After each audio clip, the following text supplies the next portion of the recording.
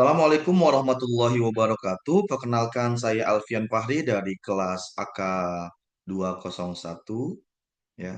Saya akan mempresentasikan mengenai analisis makroekonomi Yunani pada tahun 2022 hingga proyeksi di tahun 2024. Baik, sebagai latar belakang, seperti yang kita ketahui bahwa pandemi COVID-19 itu menyebabkan banyak sekali krisis ekonomi pada berbagai negara di seluruh dunia. Tidak terkecuali Yunani. Yunani juga cukup mengalami dampak yang buruk ketika terjadi COVID-19. Nah, Yunani pada tahun 2022 pasca pandemi ternyata mulai mengalami pemulihan ekonomi pasca pandemi COVID-19 dengan cukup baik. Namun, ya, walaupun terlihat berjalan positif, perekonomian Yunani tetap menghadapi tantangan eksternal seperti inflasi yang tinggi, ketegangan geopolitik, ya, serta dampak dari pengetatan moneter oleh Bank Sentral Eropa. Prospek ekonomi jangka pendek terlihat mungkin optimis, namun ketahanan jangka menengah masih diuji oleh faktor struktural dan lingkungan global yang tidak pasti. Nah, kita bisa lihat di sini pada slide pertumbuhan ekonomi PDB Oil terjadi pertumbuhan pada tahun 2022 mencapai 5,6%, namun mulai melambat menjadi 2,3% pada tahun 2023 dan diproyeksikan menjadi 2,1% pada 2024. Pelambatan ini dipengaruhi oleh berkurangnya daya beli masyarakat dan penghentian stimulus fiskal. Namun, konsumsi domestik tetap ditopang oleh kenaikan upah real serta investasi meningkat melalui dukungan recovery dan resilience plan yang didanai oleh Next Generation Uni Eropa. Nah, dari sisi inflasi, atas indeks harga konsumen atau IHK, pada tahun 2022 kita bisa lihat inflasi di Yunani mencapai 9,3%, cukup tinggi ya. Nah, namun Yunani mampu menekan inflasi menjadi hanya 4,2% pada 2023 dan diproyeksikan bahkan akan kembali mengalami penurunan pada 2024 sampai ke titik 2,8%. Penurunan ini terjadi karena normalisasi harga energi dan kebijakan moneter yang dilakukan oleh Bank Sentral Eropa. Namun, tekanan terhadap inflasi inti tetap bertahan akibat kenaikan upah dan juga pensiun serta resiko cuaca ekstrim. Nah, dari sisi tingkat pengangguran ataupun ketenaga kerjaan, kita bisa melihat di sini pada tahun 2022 pengangguran di Yunani mencapai 12,4%. Namun berhasil ditekan menjadi 10,6% pada 2023 dan diproyeksikan akan mencapai 9,2% pada 2024. Ini mencerminkan membaiknya sektor ketenaga kerjaan serta pemulihan pasar tenaga kerja pasca pandemi COVID-19. Meski angka tersebut masih tergolong tinggi dibandingkan rata-rata Uni Eropa lainnya, namun tetap saja ini merupakan satu perbaikan yang positif yang dilakukan oleh Yunani untuk menekan tingkat pengangguran di negaranya. Kemudian dari sisi keseimbangan fiskal, kita bisa melihat di sini pada tahun 2022 pendapatan Yunani mencapai 50,5%, namun diproyeksikan 2024 mencapai 48,9%. Untuk pengeluarannya mencapai 52,9% dan diproyeksikan akan masuk ke angka 47,7%. Hal ini ya menunjukkan Yunani berhasil memperbaiki kondisi fiskalnya, di mana defisit anggaran menyempit dari minus 2,3% PDB di 2022 menjadi hanya minus 0,9% di 2024. Sedangkan surplus primer naik dari 0,1% ke 2,1% dalam periode yang sama. Ini menunjukkan bahwa Yunani mampu membiayai pengeluarannya tanpa memperhitungkan pembayaran bunga utang. Ya, di sini upaya Yunani dalam konsolidasi fiskal untuk mengurangi defisit secara bertahap. Ya,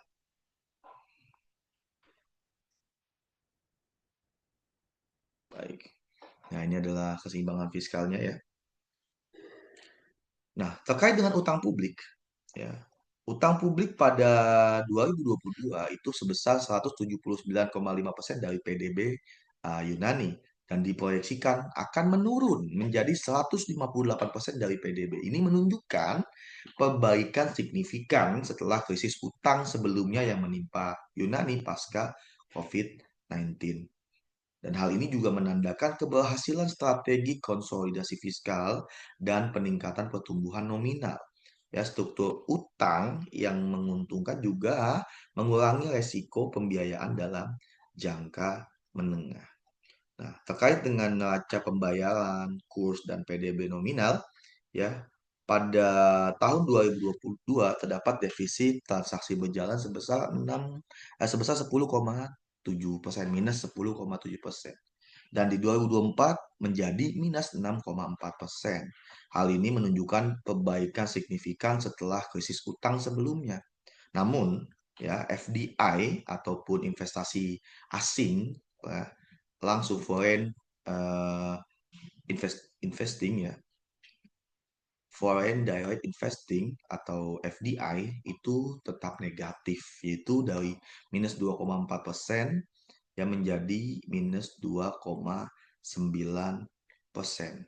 Hal ini menunjukkan perlunya peningkatan iklim investasi yang membuat asing tertarik untuk berinvestasi di Yunani. Kemudian utang luar negeri ya mencapai dari 270,1% mencapai 250,4% PDB, menunjukkan pertumbuhan nominal yang stabil ya, kurs realnya depresiasi 0,9% di 2022 dan PDB nominal meningkat dari 206,6 miliar menjadi 233,9 miliar.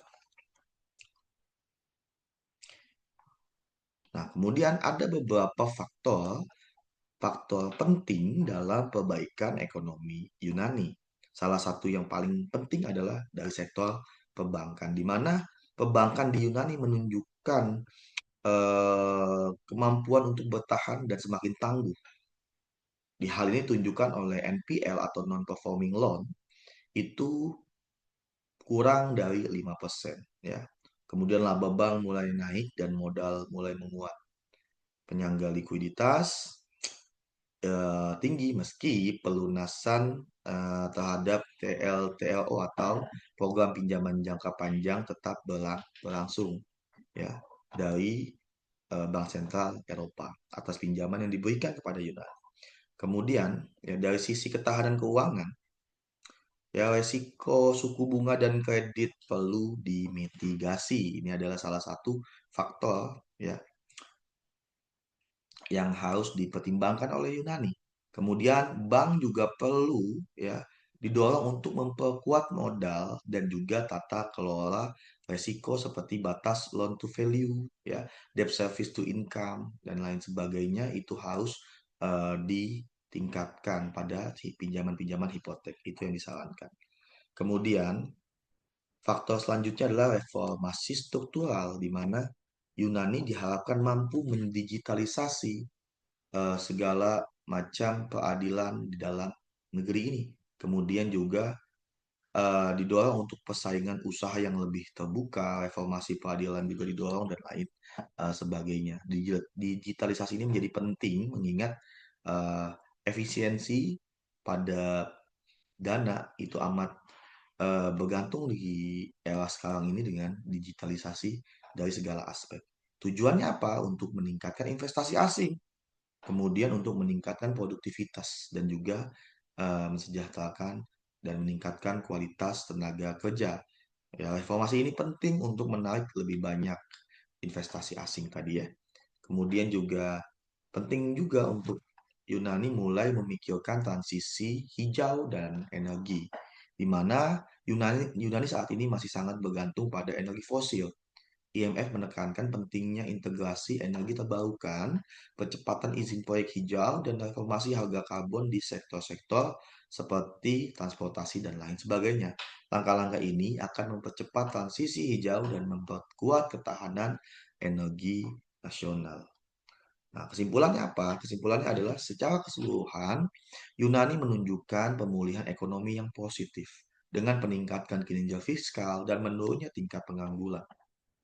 Inflasi juga terkendali dan utang publik mulai menyusut. Namun, tantangan tetap ada dalam bentuk defisit transaksi berjalan, utang luar negeri yang tinggi, serta risiko eksternal dan struktural yang masih harus dimitigasi melalui reformasi yang berkelanjutan. Semua hasil analisis ini saya dapatkan dari referensinya adalah www.imf.org ya, terkait dengan eh, keuangan di Yunani. Demikian presentasi yang dapat saya sampaikan. Kurang lebihnya mohon maaf. Assalamualaikum warahmatullahi wabarakatuh.